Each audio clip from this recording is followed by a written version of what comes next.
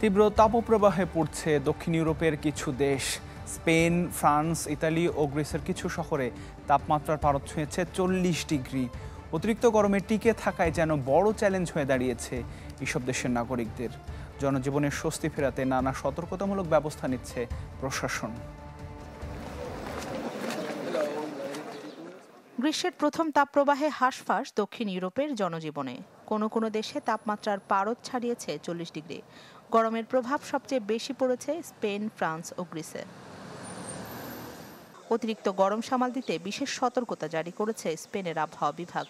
বেশিরভাগ এলাকায় তাপমাত্রা 40 ডিগ্রি সেলসিয়াস ছাড়িয়ে যেতে পারে দেয়া হচ্ছে এমন সতর্কবার্তা। অস্বস্তিকর গরমে প্রবীণ ও গর্ভবতীদের ঘরের বাইরে বের হওয়া থেকে বিরত থাকার পরামর্শ দিচ্ছে প্রশাসন। স্বাস্থ্য ঝুঁকি এড়াতে পানি পান করে পানি শূন্যতা এড়াতে বলছে মাদ্রিদের স্বাস্থ্য মন্ত্রণালয়। ফ্রান্সে তাপমাত্রা 40 ডিগ্রির কাছাকাছি, ফলে দ্বিতীয় বৃহত্তম শহর মার্সেইতে বাসিন্দাদের গরম থেকে বাঁচাতে সুইমিং পুলগুলো উন্মুক্ত করা হয়েছে। এক্ষেত্রে গুনতে হবে না বাড়তি কোনো অর্থ। এছাড়া গণপরিবহনে বিনা টিকিটে যাত্রীদের ভ্রমণের ব্যবস্থা করা হয়েছে।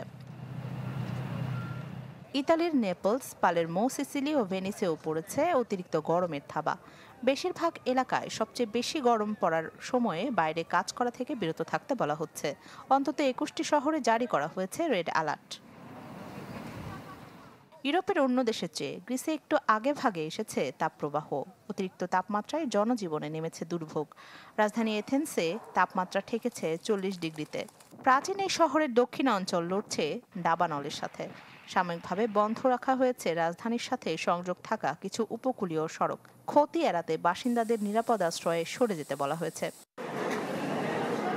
ইউরোপের আরেক দেশ পর্তুগালের 2/3 এলাকার মানুষও ভুগছে তীব্র তাপপ্রবাহে।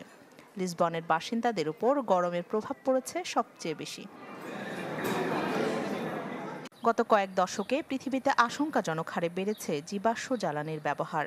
দীর্ঘমেয়াদে বৈশ্বিক উষ্ণায়নের ফলে ইউরোপে প্রতি বছরই হচ্ছে গ্রীষ্মকালীন তাপপ্রবাহ। পাশাপাশি বাড়ছে ঘূর্ণিঝড়, খরা, বন্যার মতো প্রাকৃতিক বিপর্যয়।